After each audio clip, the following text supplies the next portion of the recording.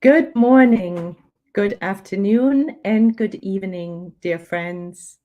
Thank you for joining the Spiritist Talk series promoted by the United States Spiritist Federation every Saturday morning at 11 a.m. Eastern Standard Time. I'm very happy to be here to host this talk by Daniel Ortiz Martinz, who will be leading our live with the theme, To Love Your Enemies is to Love Yourself. I would like to take a brief moment to announce two U.S. Spiritist Federation programs. First, the Initiation into Spiritism virtual course. This course is meant for those who want to learn or review the basic principles of Spiritism. Tomorrow, October 9th, will be our last live Q&A. The complete course is available on our YouTube channel. And secondly, the 25th anniversary of the United States Spiritist Federation will be celebrated at the 16th U.S. Spiritist Symposium in Houston, Texas on November 5th. The theme will be Time for Renewal, Healing, and Regrowth. The symposium is for the whole family. Please go to the spiritistsymposium.org website for more information. The registration is open. Also on the screen, please note there is a QR code. If you want to help the United States Spiritist Federation produce more publications and promote Spiritism to everyone, please scan the QR code. Now back to Daniel. Daniel, it is so good to have you with us today, together with everyone who is watching this live broadcast. I want to give you a very warm welcome. Thank you so much. Yes, Daniel. It is so good to have you here to discuss your subject. To love your enemies is to love yourself. I'm sure. Yes, Daniel. It's a very nice topic. Yet it's a difficult one, I would say. And I just like to thank you and the U.S. Spiritist Federation for the invitation and for the opportunity of being here again with you and share some thoughts on this very special topic. Beautiful, Daniel, and you're welcome. I'm sure you're as eager as I am to hear from Daniel. Before he starts to enlighten us in the next hour, please allow me to formally introduce him. Daniel Ortiz Martinz, Daniel, is a chemical engineer with a master's degree in marketing and a master's science degree in nanosciences and advanced materials. Daniel has been living in Belgium since 2009. He has been a Spiritist since childhood and has been working in the Spiritist movement in Belgium for about 10 years. Nowadays, Daniel is a member of the board of directors of the Center of Spiritist Studies Camille Flammarion in Brussels, where he's also a speaker and has many other responsibilities. That's it. Thanks, Sunshine. A very nice introduction. Thanks a lot. Yes, please. We're excited to hear your talk. Thank you so much for being here, Daniel. Okay, very good. So as you mentioned, Sunshine, so today I'm going to speak about the love of enemies. So to love your enemies is to love yourself. So I've got here in the agenda today, this topic is really based on the Gospel according to Spiritism, the chapter 12, Love Your Enemies. And I will open with some thoughts on what the modern analytical psychology says about the love of enemies, Jung and the love of enemies. Then I'm going to go back in time by 2,500 years and have a look on what Buddhism says about the understanding and the love of enemies. Then I will go to the Gospel and have a look on what the Gospel says about the love of enemies and what we should understand by love of enemies. Because sometimes there's some misunderstanding of the word love in this context, in the context which Jesus mentioned this statement.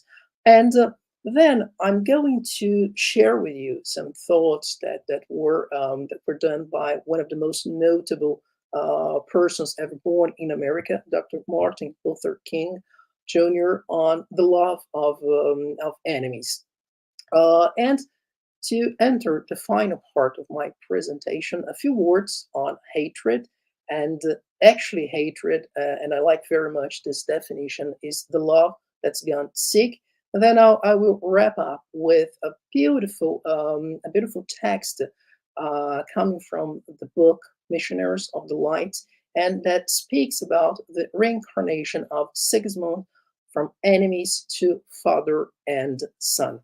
So, if we have a look on what Carl Gustav Jung said about the love of enemies, so he opens by saying something that is really important and really interesting for our evolution, by saying that the acceptance of oneself is the essence of the whole moral problem. And this is something that 1 year ago we discussed together with you about how to deal with our inner shadow and our inner lights as well, and how they coexist, and how one can get along well with the other. And then Jung says that I feed, and you know that he was a spiritualist, and he said that I feed the hungry, that I forgive an insult, or that I love my enemy in the name of Christ. Of course, all these are undoubtedly great virtues. What I do to the least of my brothers, I do to the Christ himself.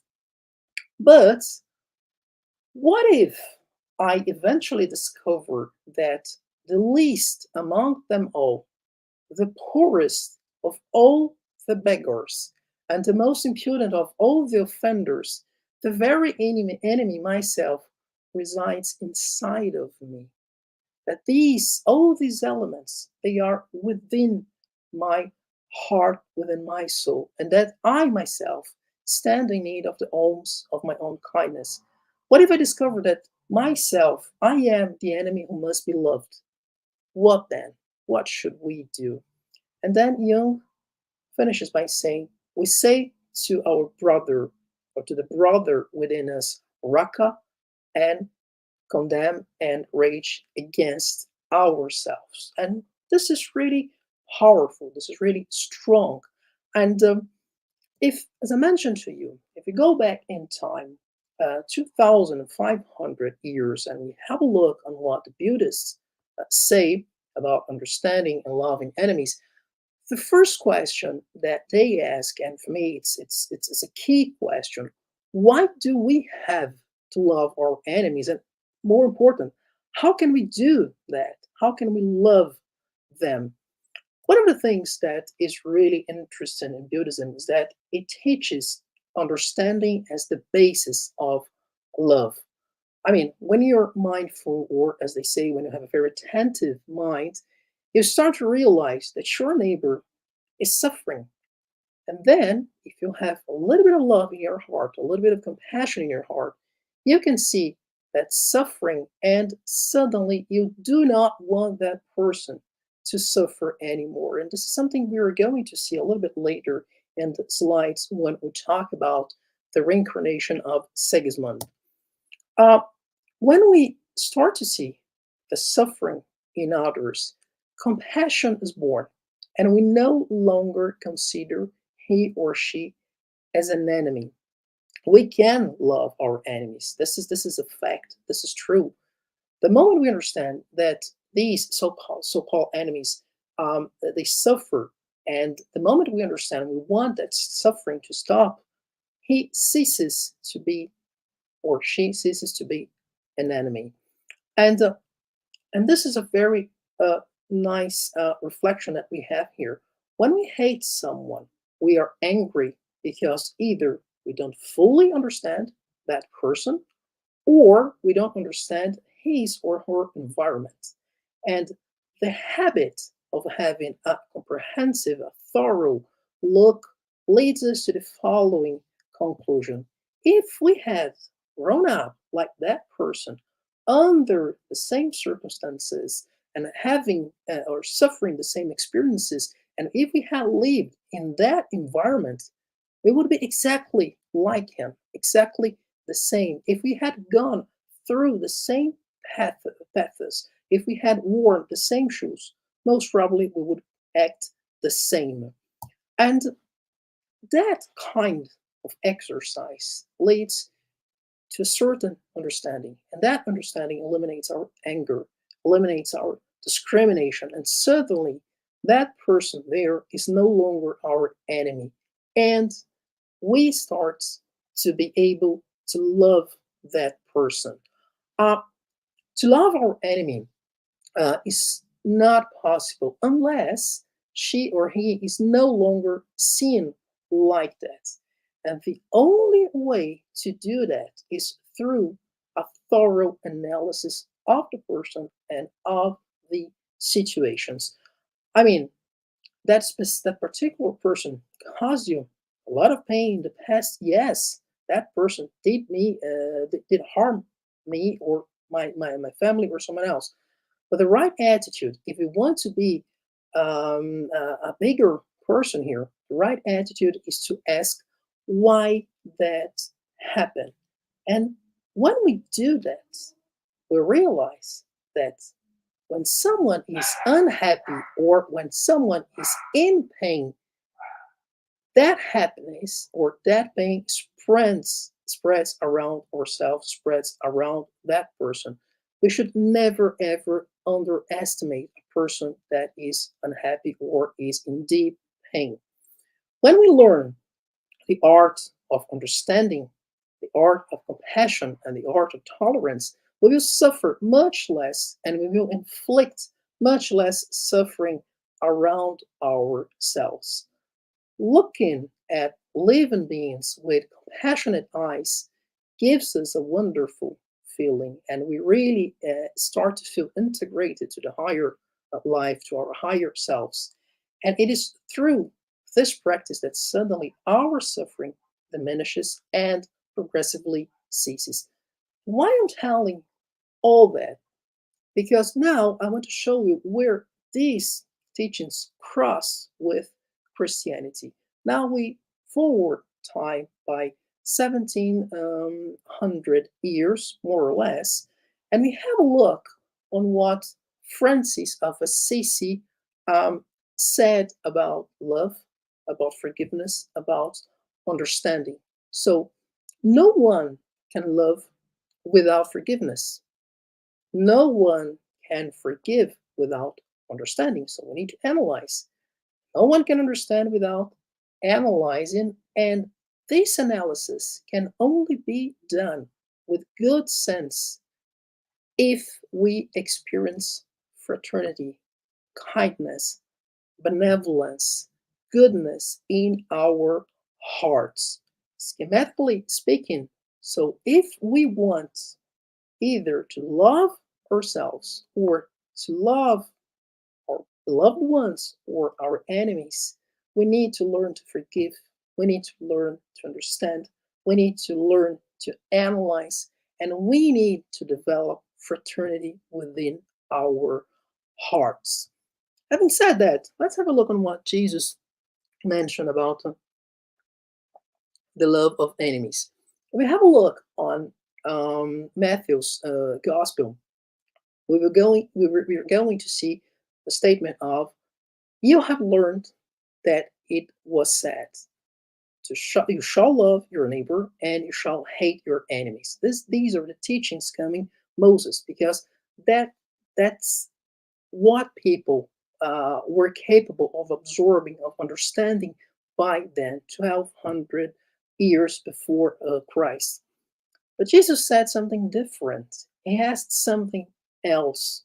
He said, "Love your enemies, do good to those who hate you, and pray for those who persecute and malign you, so that you may be children of your Father who is in heaven. And this Father makes the sun rise on the good and on the evil, and makes the rain fall on the just and on the unjust." So what Jesus is asking here is for us to go beyond the average behavior. So what is asking here us is what the modern psychology would call move out of your comfort zone and do something different, do something better, do something a little bit further down in terms of love, in terms of compassion. So, and then Jesus continues. So, if you love only those who love you, what reward will you receive from that behavior? Do not the publicans do that? And if you greet only your brothers, what are you doing that others do not do? Do not the publicans do the same? And still, if we keep on looking on Matthew's gospel, we're going to see, I say to you that if your justice is not more abundant than that of the scribes and the Pharisees, you will not enter the kingdom of heaven. Again, Jesus asking us to be a better person and to go beyond the average behavior. We can see the same kind of statements if we go to the Gospel of Luke. If you love only those who love you, what reward will you have? Since even sinners also love those who love them. And if you do good only to those who do good to you, what reward will you have? Since the sinners do the same thing. But as far as for you, love your enemies, do good to all, and lend without expecting anything. And then the reward will come, and it will be very great, and it will be considered children of the Most High, who is good to ingrates and even the wicked. Thus, be full of mercy, just like God is full of mercy. So Jesus brings any kind of ethic here. So he throws a very compassionate look towards everybody, saying we are all brothers, we are all sons of the same Father. So even if we're not on the same level of evolution, of capabilities, of loving, still we deserve and the love coming from the Father, and we are very beloved from our Father. So, but then the next question comes, and I believe that the Spiritist philosophy sheds a lot of light in this question, particularly. So the question is, why? What should we understand by love your enemies? And frequently, there's some misunderstanding as to the meaning of the word love in this context. I mean, we must dig a little deeper so we can find the real meaning of the noun love in this statement.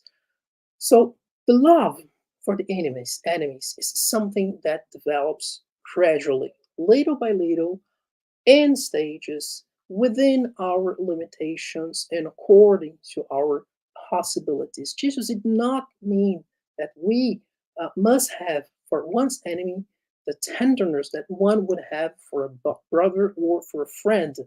Why? Because love presupposes trust, and we could not trust someone who we know means us harm, that we know wants us, to be in a bad situation, in a bad position, or in a very difficult situation. But to love our enemies, so it cannot mean that we should not make a difference between them, the enemies, and our friends. But, and this is very interesting, we have some small and some everyday attitudes that allows us to reframe situations, reframe experiences, and do little by little steps towards this kind of unconditional love. Let's go through this everyday attitudes.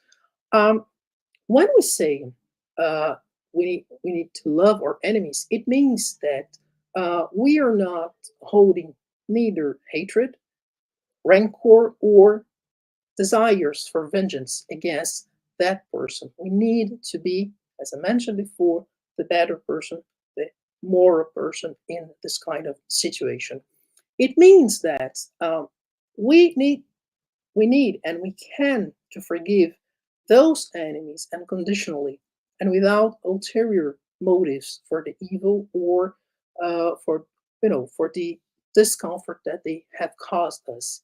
It means not setting up any obstacles to reconciliation, and we are going to see that very clearly in a few examples a little bit later. It means to extend a hand for those people. So it means wanting the good for them instead of wishing them evil.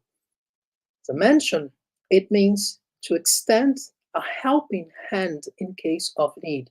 And this is exactly what we were seeing a few minutes ago. So when we look to the person and we see the suffering and we see just a brother or a sister in need, and we just go there and help that person, despite our differences, despite our visions that sometimes are quite opposite.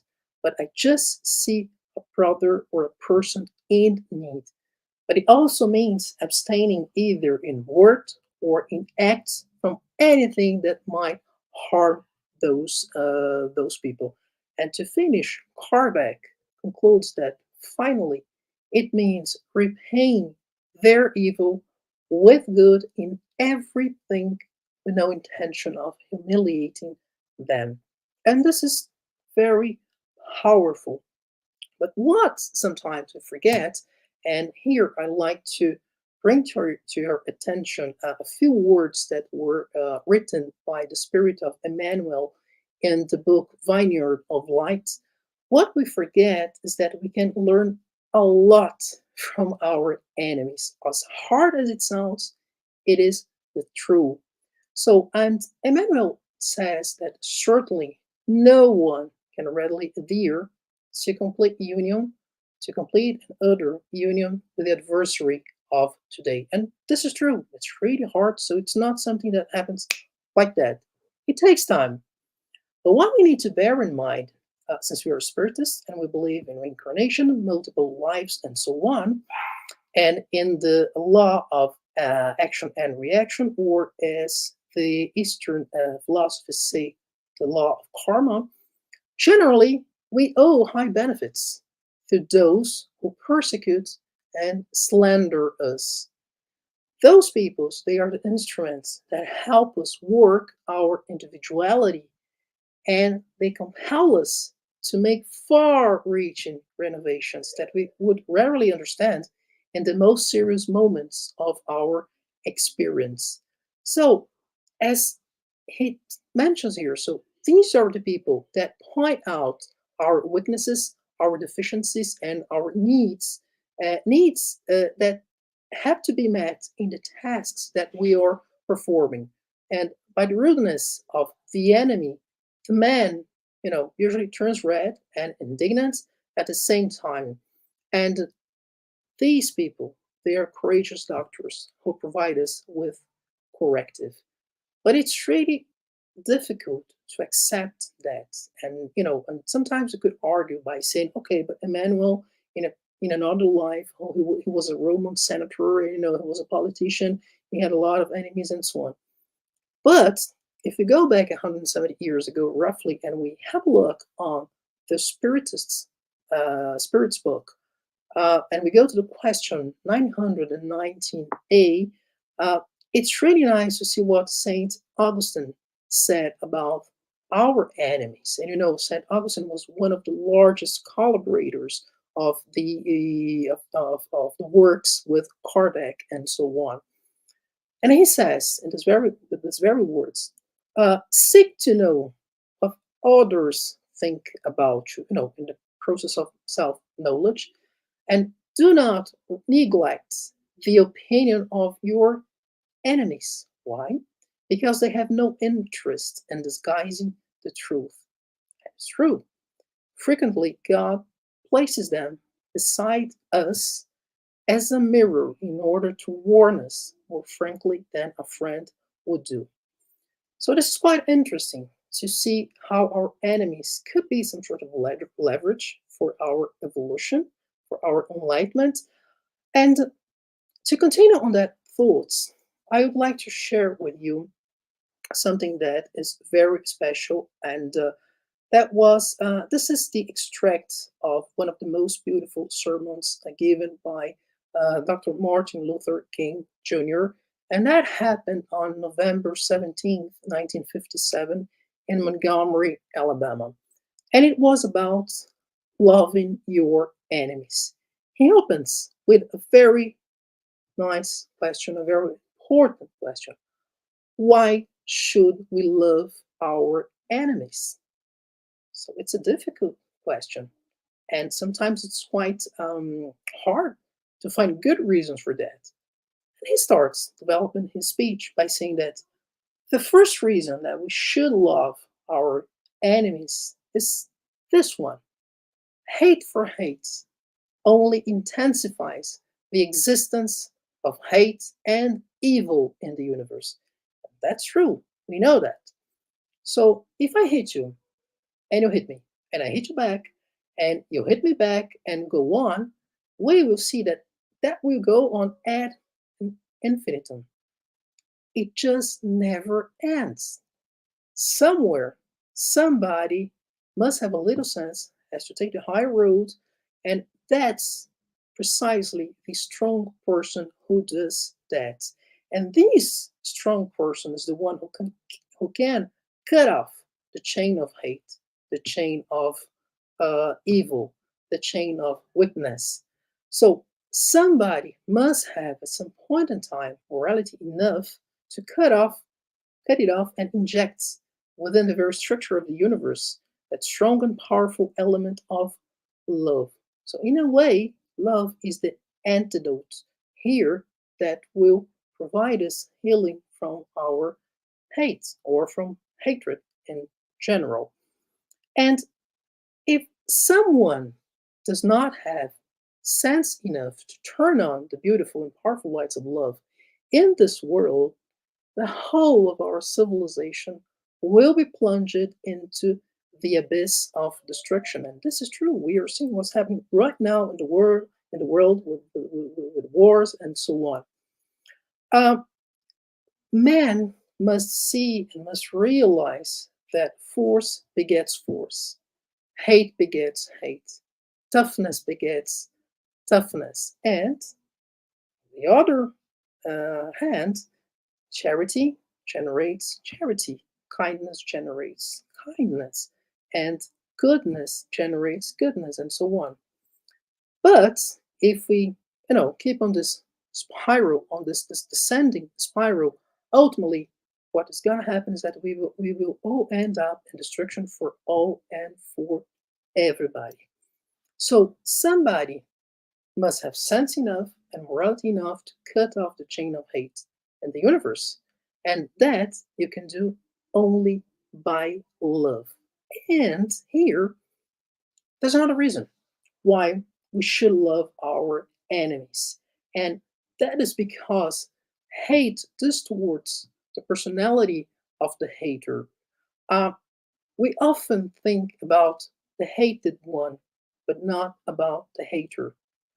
The hater destroys himself progressively with his own hate. It is even more tragic, it is even more ruinous and injurious to the individual who hates. And this is true.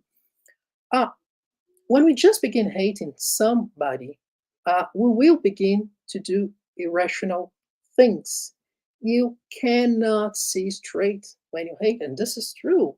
You can't walk straight when you hate. You can't stand upright. Our vision is distorted.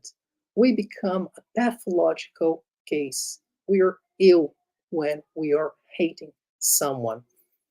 For the person who hates, everything turns upside down. The beautiful becomes ugly. The ugly becomes beautiful. The good becomes bad. The bad becomes good. For the person who hates, the true becomes false and the false becomes true. So everything is not in the right order here. So, and that's what it does to us. That's what hate does to us. We can't see right, period. The symbol of objectivity is completely lost, and hate destroys the very structure of the personality of the hater. And this is why Jesus says the way to be integrated with yourself is be sure that you meet every situation of life with an abounding love. Never hate, because it will end in tragic, neurotic responses. And when we have that in mind, we will realize that hate at any point is like a cancer that gnaws away at a very vital center of our life and our existence. So it's like, corroding acid that eats away the best and the most beautiful and the objective center of our lives. So, like says Jesus, love, because hate destroys the hater as well as the hated. And now, and there's another reason more for us to love our enemies. Uh, Love has within it a redemptive power. So it's the concept of antidote again. So, and this power, that's the one that eventually transforms individuals. If we do not love, we have no tools, we have no way to redeem people from their situations or from the lack of love. So, because if we hate our enemies, we have no way to redeem, we have no way to transform those people. And there's something about love, and we need to bear that in mind. This something builds up and is creative. And there's something about hate that tears down and is destructive. So love your enemies. That's what he mentioned. And in order to extend that a little bit more, so I like very much the vision of this Brazilian author. His name is Andre Moreira. He's a doctor, he's a spiritist speaker as well. And he wrote a book called Reconciliation with Oneself, with Family, with God. Fortunately, there's no translation to English.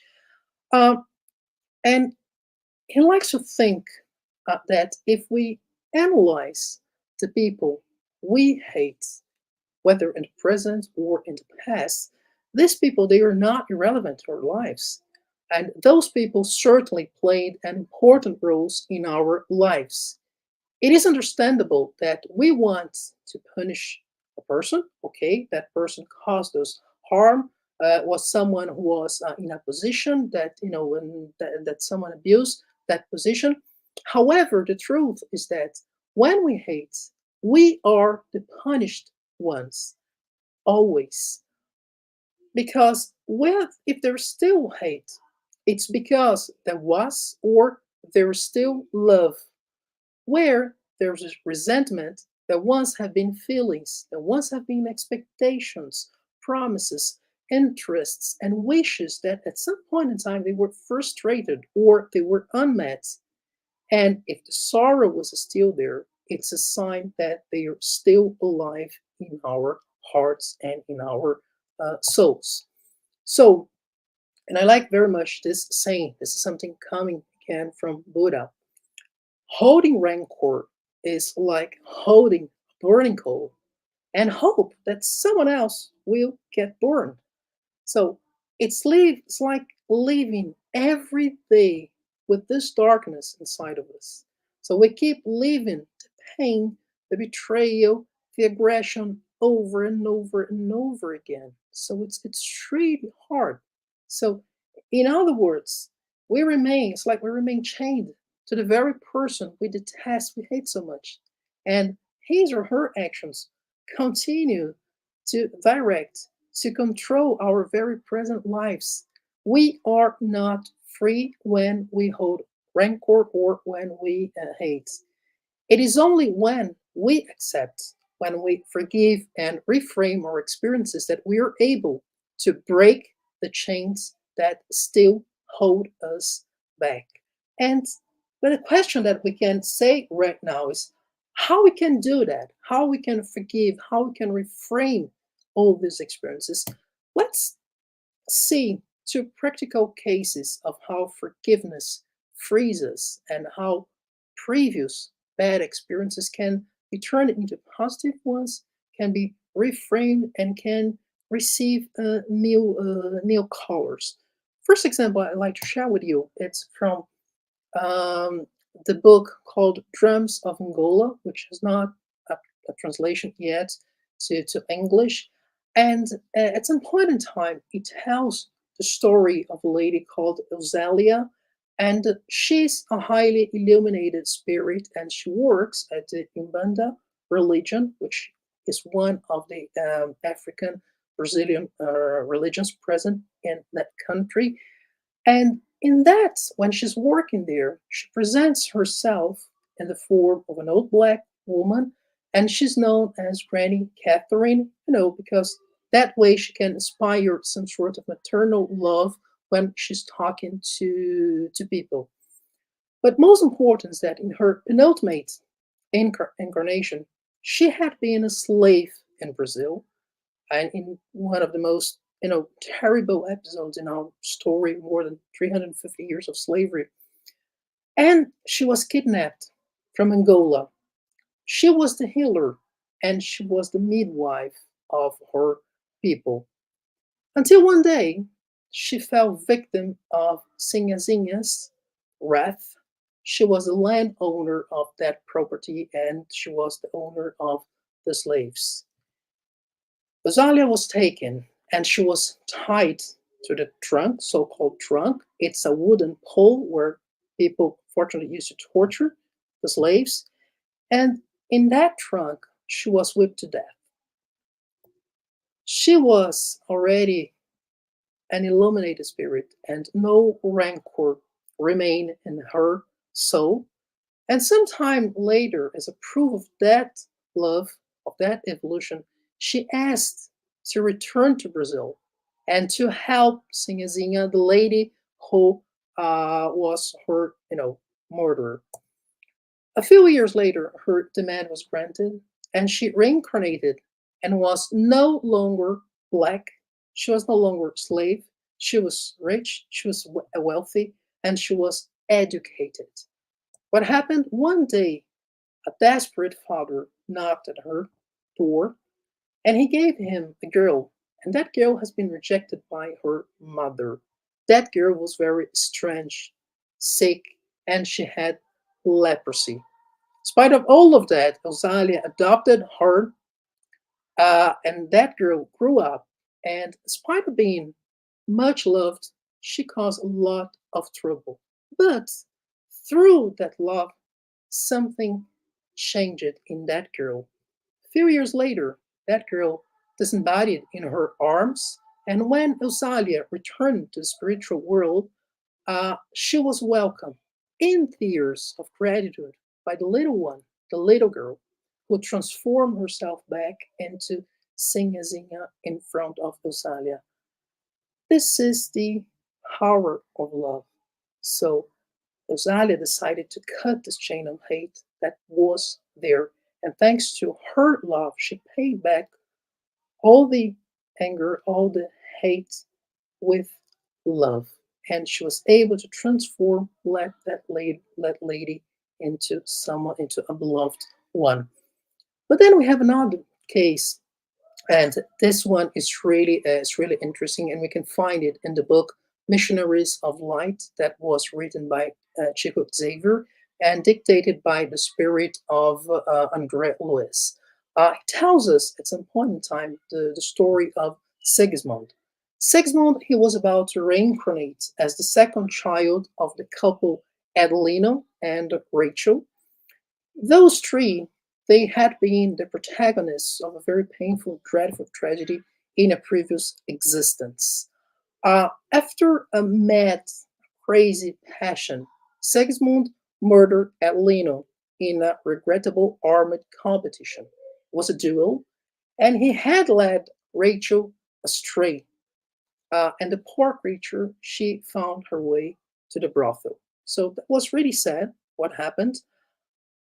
They disincarnated, each one at his own turn, and they did it under an intense vibration of hatred and despair, suffering several years in inferior zones.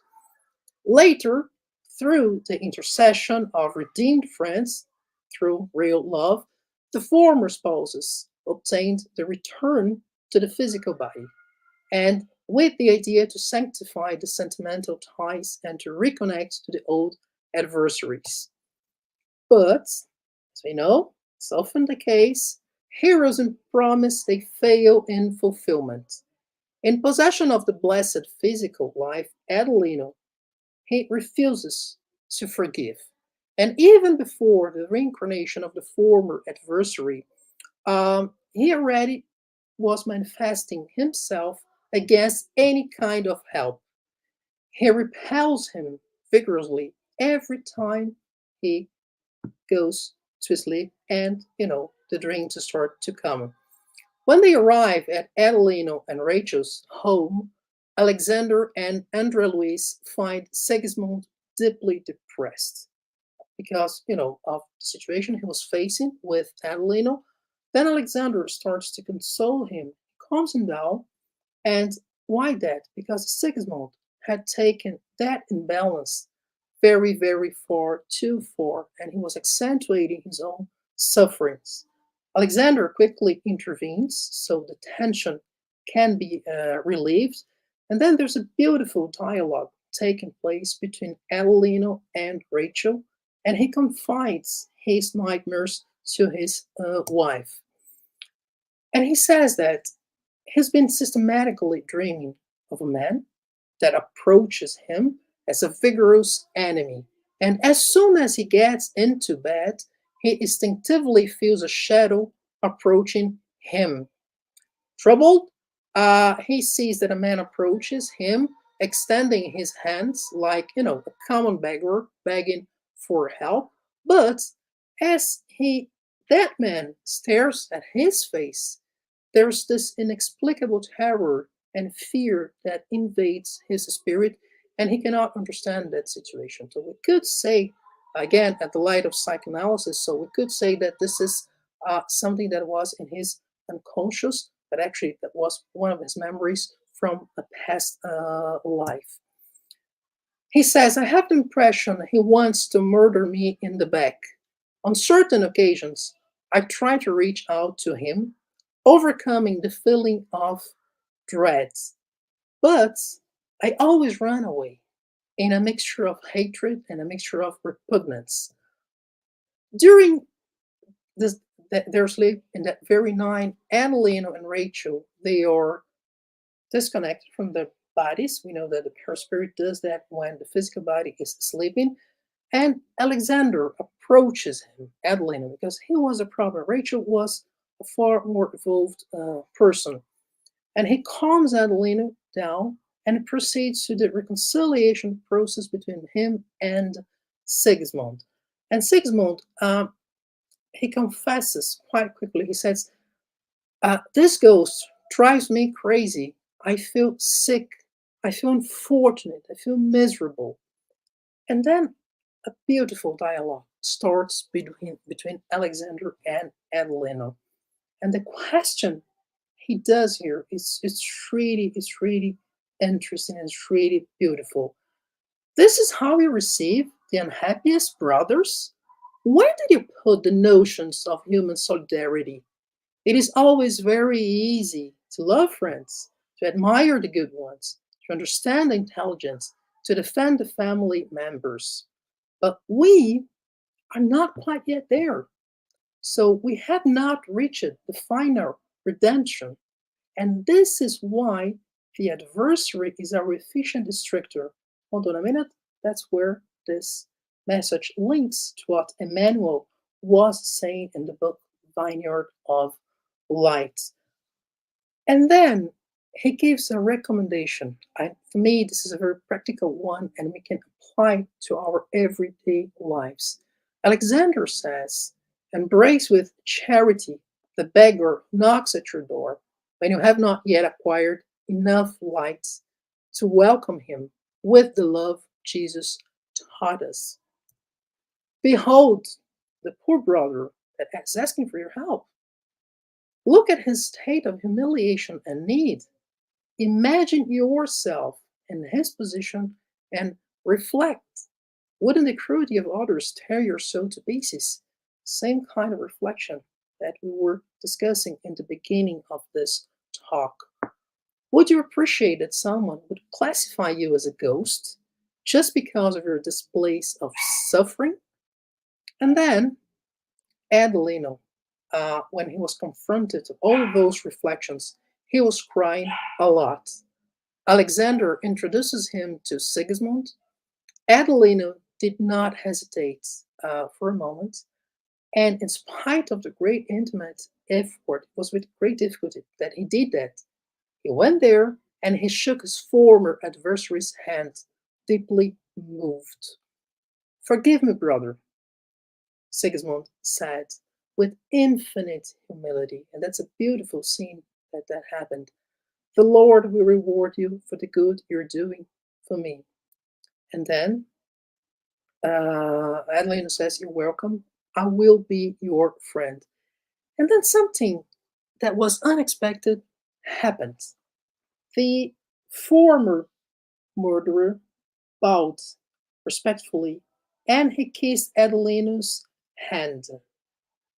I mean, one gesture means is worth 1,000 words. Sigmund's spontaneous act won Adelino over. That anguished and sad spirit couldn't be bad because he was just there. He just showed a lot of respect and he just kissed his hands with veneration and affection.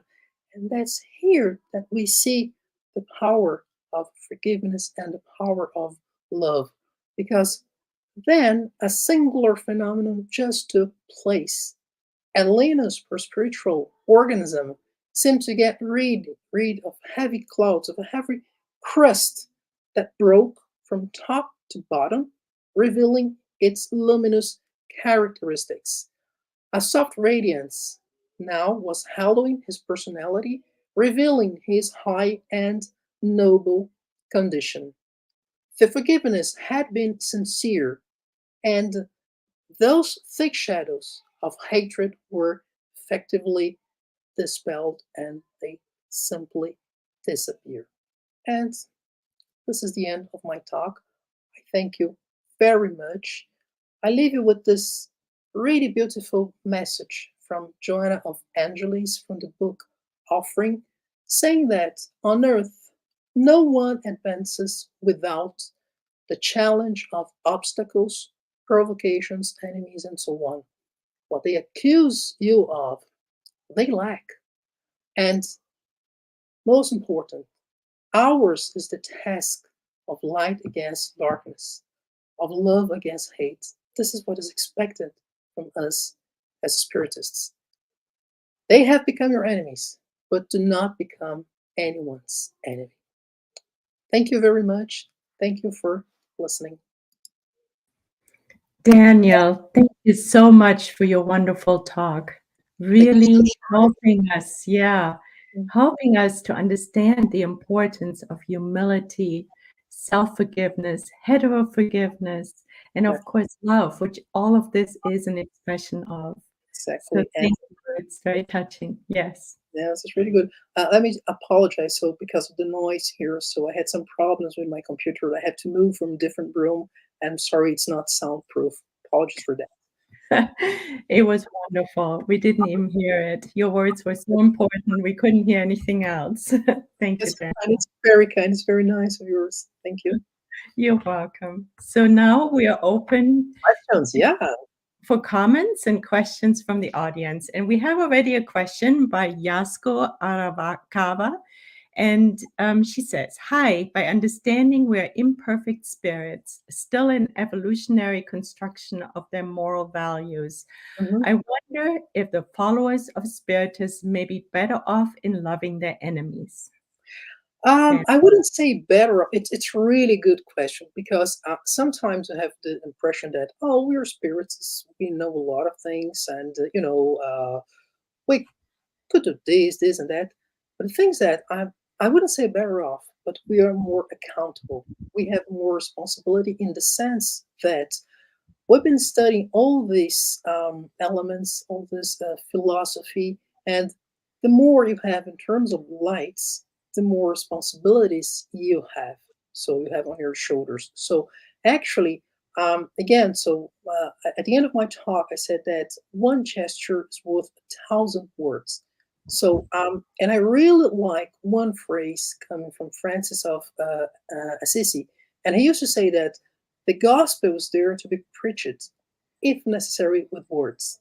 So we need to give the example. So we have a lot of information, a lot of tools in the Spiritist philosophy that help us really, really a lot in terms of love, in terms of forgiveness, and so on. And also, once we understand that we're here now, as incarnate spirits, at some point in time we will disembody and we will continue our lives and we will meet those people and we will need to learn how to love them because otherwise we will not evolve.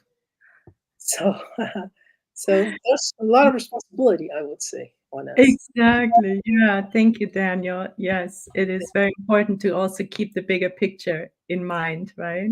Exactly, exactly. Yeah. So I think we have another question by Debbie Wallace, and here it is. How can I forgive a narcissist I know is partially responsible for his suicide? It's a Yeah, secret. yeah, that's a very, very good question. A strong, that's a very strong situation. So let's take up, let's see it in two different things. So first of all, so the person who suicided, so that person needs a lot of love. So imagine the amount of pain that person was going through to get to that point in which the pain is so strong that he wants his existence to cease, to end. And if I may share something with you, so, we have our mediumistic sessions, and some people that committed suicide, they go there and they just say, "I just want to stop existing." And we said, "I'm sorry, I see through your pain, but that's not possible. We have been created fraternity and as an act of love. And so, first of all, a lot of love towards the person who committed suicide. The other one, who's partially responsible, this one will be held accountable. So he will have to respond to that because he's as guilty as the other one. When I say guilty, so he's as responsible as the other one. So, and again, when we have the bigger picture, as you said very well, Sunshine, um, we see that no matter what we do today, we will need to face the consequences of our acts. As long as we think that with that everything ends, we will keep doing whatever we want, and we will keep harming people. We will keep, doing bad things next to us. But as soon as we understand that we are the result of our actions, of our thoughts, or deeds in this life and in previous ones, we will be much more careful. We will pay much more attention. And in our case, what I would say, so we don't have the rights of being judges in terms of what the other people did. What they did, it's their problems. They will face their consequences before God's justice. We would just need to hope that that person at some point in time will come to some sense, realize the consequence, and then when he or she meets again the person who committed suicide, that he will be in a better condition, and that will go in better terms. Because we saw what happened. One killed the other, and then they reincarnated together in the same family as father and son. Hope that helps with the. Yes, wonderful, Daniel. Yes. It's the responsibility factor, right? That we like to overlook, that what we're giving, we receive, both in the positive as well as in Exactly, the negative, and exactly, always working exactly. on this one here. Yeah. Thank you, Daniel. Thank you. So there is another question by Kirsten De Santos, and she says, Mhm. but it seems like we have a pandemic of lack of self-love. So how can we love others if we don't know how to love our own selves? This is a beautiful question, and I think that asking this question, we have already. I mean, so it's a beautiful diagnosis. And it's actually there. So the answer is already there. So we need to first to learn how to love ourselves. And how do we love ourselves? By forgiving ourselves, by learning to analyze, but starting to feel fraternity, kindness, goodness, benevolence in our hearts. So by doing, uh, there's a very, let's say, simple recipe. If we want to start to love ourselves, start doing good things. Start doing the good. So go there, help someone. So offer your time, talk to someone, learn to love the nature, learn to love the people that is around surrounding us, learn to love the people that share an office with you, your colleagues, and the life will give back to us what we give her from the bottom of our heart. So when we start to feel like that, that compassion, that happiness, because we are integrated with life, with God, with our higher self, we start to feel better, and we start to feel something different. So sometimes if we have love in our hearts, and we can see that in the gospel according to Spiritism, if we have love, we have everything that we need to go through life, to go through our existence. All the rest will come once we start loving. But of course, in order to love others, as she said very well, so we need to start loving ourselves. And it is, don't be, we cannot be too harsh on ourselves. We need to bear in mind that probably this is the first incarnation during which we have a little bit more of self conscious, a little bit more of self awareness, because before that, we simply didn't care. We're not looking for, future lives, reincarnation. Oh, it should be a good one. No, we were just doing, sometimes we were doing very bad things. But maybe in this incarnation, or the past two incarnations, we are having some sort of lucidity, and we are starting to learn. So we stayed much more time, on the dark side between brackets than on the luminous one. And now it's for us, and we're still learning how to love ourselves. And this is a process, this is a journey. It will take time. And, little by little, looking into the future, knowing that we have a baggage, we have the past. But, uh, the recipe is always to do good. So when we do good, we love, everything else will come naturally. Exactly, Daniel. It sounds so easy, and yet Sounds we easy. take Yeah. so many lifetimes. It takes time. It takes time. Yeah. But it's very wonderful and reassuring to have the clarity, right? What we need to do. And then we can every day, every night, just work towards that goal, right? Every day Um, a little bit more and you better. mentioned something quite interesting. So actually, we know what we need to do, but the distance between here and here is That's it. enormous. It's very long, and we know what we have to do, but to put that in practice, sometimes it's more complication. So Yes. sorry. Thank you for the reminder, though, Daniel. So, there's another question from the US Spiritist Federation. When we consider that the enemy lives really inside of us, as Jung stated, and people like Byron Katie, who have developed methods of self-inquiry, and Jesus and Emmanuel allude to, isn't the work of self-forgiveness, self-understanding the most effective or only way to love our perceived outside enemies? That's a really nice one. That's a really nice one. Let me see if I can answer that. So the self forgiveness, the self understanding is really an effective way.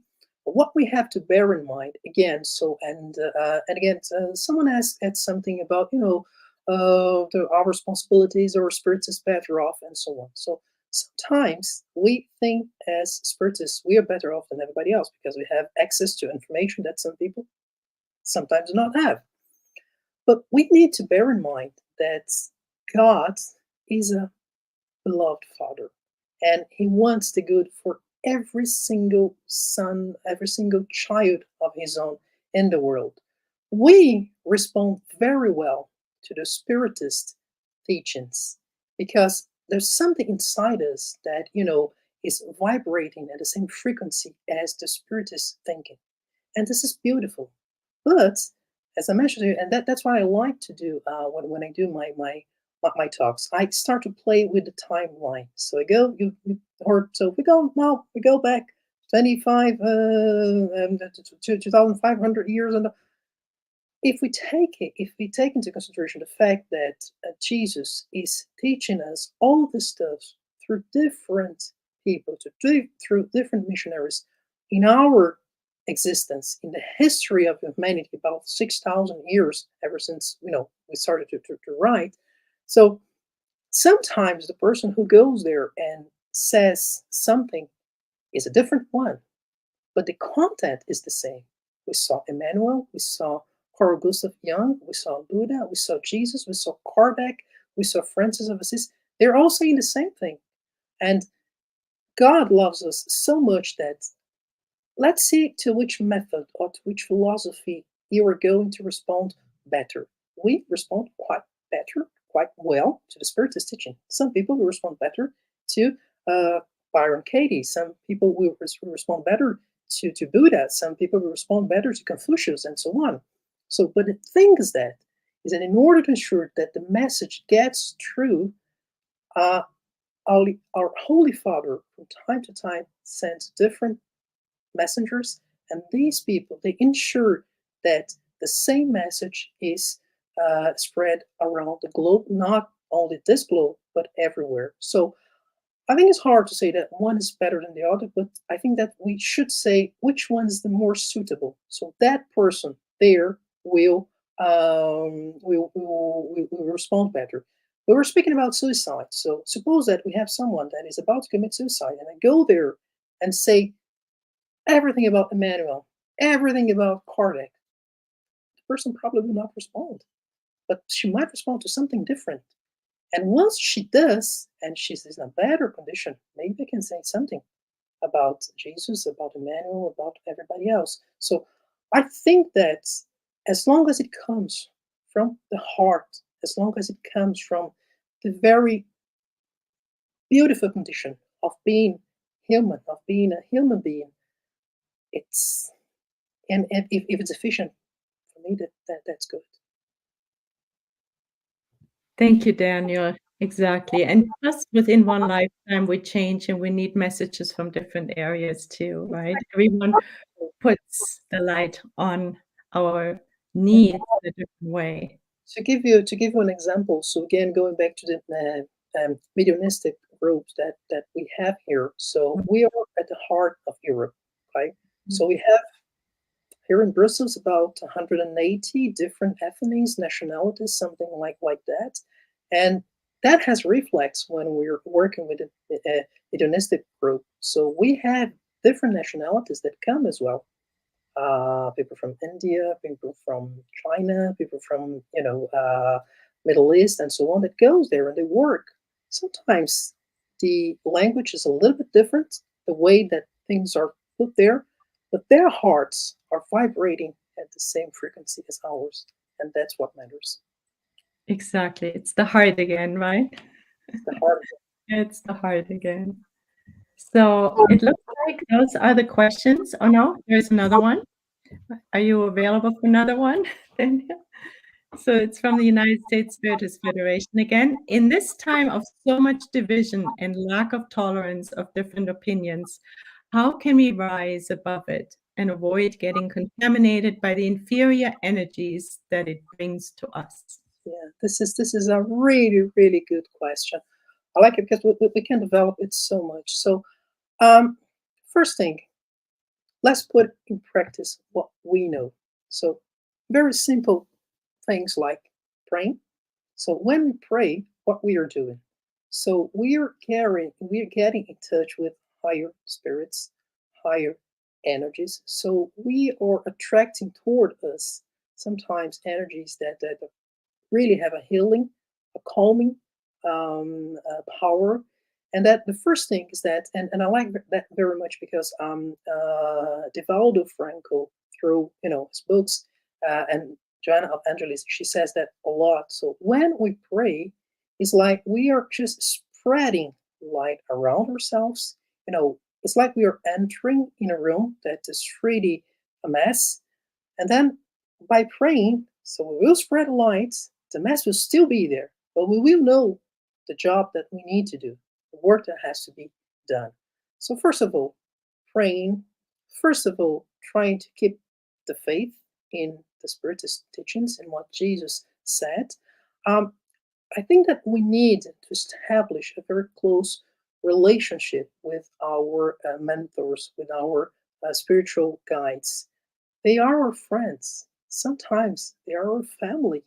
Sometimes they are like father and son, mother and daughter, and mother and son. So, this close relationship really helps us to go through all the difficulties that we have in our lives. I give you a very good example. Before this very talk, so I was praying in order to have the right inspiration, the right strength, and to choose the right words to deliver to everybody else.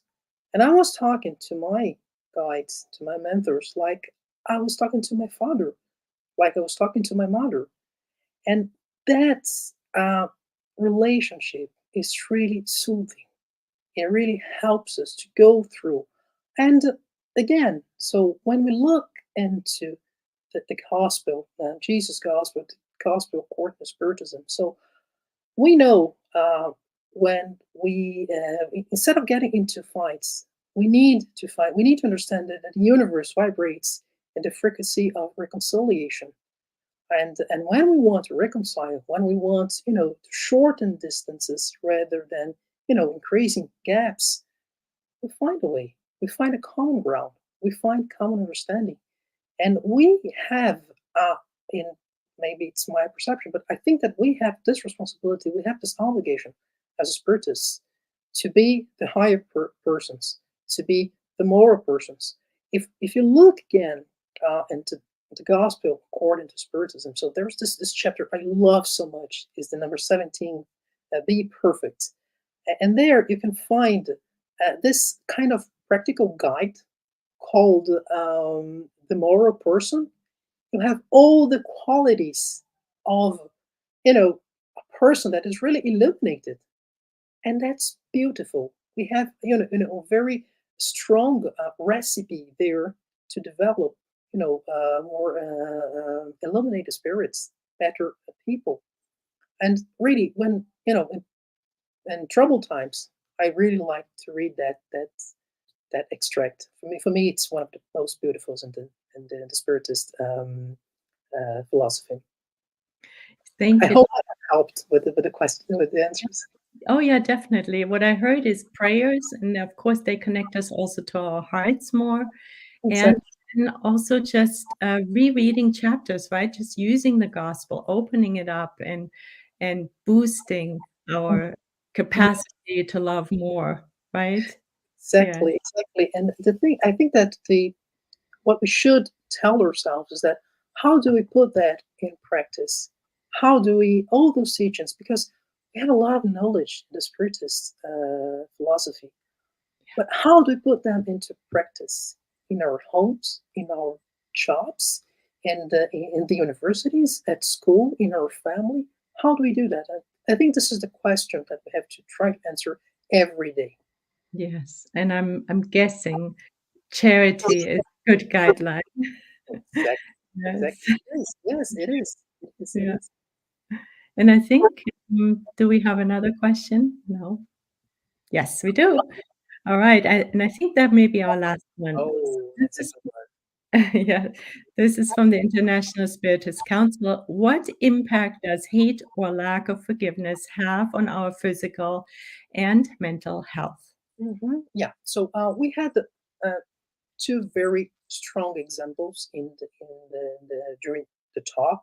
One coming from Martin Luther King, and the other one coming from the reincarnation of Sigismund. So if we go, we know from Spiritist philosophy that all our illnesses, our sicknesses, they start in our spiritual body, in our perispirit.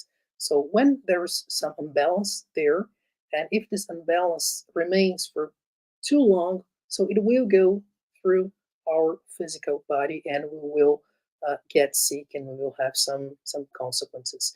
The physical body works like a sponge to our spiritual body.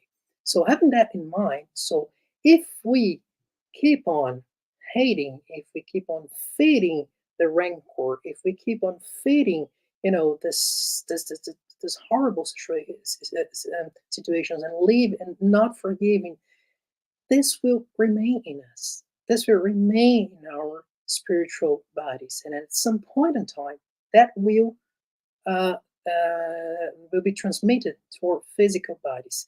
And also, when we keep feeding this chain of hate, what happens is that we will attract to us spirits from lower zones with very bad behaviors, that sometimes are really inferior, and sometimes that they are really weak, and then they do not want us, to move forward, and we will be constantly assaulted by them. And again, and they will induce us a lot of different behaviors, sometimes even suicide. And then our minds will be troubled all the time. And when that happens, at some point in time, all the trouble will have repercussions in our physical bodies. When we see the reconciliation between Sigismund and his future father, what happened? When that forgiveness came, all the shadows, all the crust that was around him, it broke. And then the luminous part, the inner self, the beautiful one, had his place. He emerged. So, and this is how God sees each one of us. So we are like little diamonds. Sometimes we are covered in mud, but we are still the little diamonds. The divine seed is still there. The divine essence is still there. So, and the more we look for it, the longer we remain in this divine path and in this light, the better we will feel, and the better will be the repercussions on our physical and mental health. We love the image of the little diamonds. I like Yes. it very much as well. Yeah. Yeah, that's very beautiful. Thank you so much, Daniel. We've learned so much today from you, and we know what our path looks like, and we will be practicing. Thank you so much, Sunshine. It was a pleasure. I really enjoyed our talk. Thank you so much. Yes, so did we. Thank you so much, Daniel. Bye bye. Yeah, so we have a few more announcements though. So we also want to thank our audience, everyone who was here today to watch Daniel's talk, and also those who have been following our weekly Spiritist Talk series. So now next Saturday, October 15th, we won't be having our regular live talk. Instead, we will be streaming live the 10th World Spiritist Congress, which takes place from October 14th through the 16th.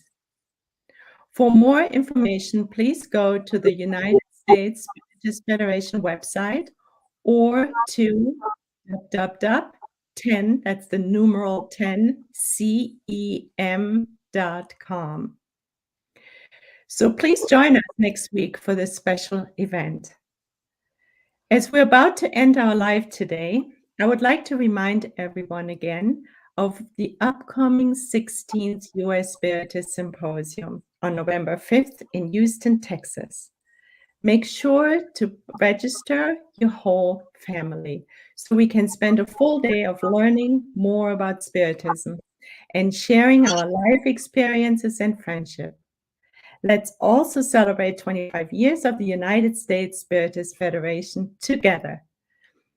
And please don't miss tomorrow, Sunday at 10 a.m. Eastern Standard Time, the last live Q&A of the Initiation into Spiritism course. Before we close today, Daniel, would you please be willing to give us a closing prayer? You're on mute. You're on mute, Daniel. Yes, you. there you go. Yes, with great pleasure. Okay, Thank you. so I invite you all, if you feel comfortable to do that, to close your eyes, to take a deep breath. We inhale, we exhale, and we feel this serenity, this peace of heart into our very souls. And it is with great gratitude that we thank all the spirits that inspired us during this talk. That we thank Jesus. That we thank our Heavenly Father for this moment, for sharing so beautiful things, so beautiful thoughts. And we humbly ask God to give us the strength to continue on this path towards spiritual evolution. So be it. Thank you all. And so it is. Thank you, Daniel. And Thank you. thank you again. Thank you again for this beautiful presentation.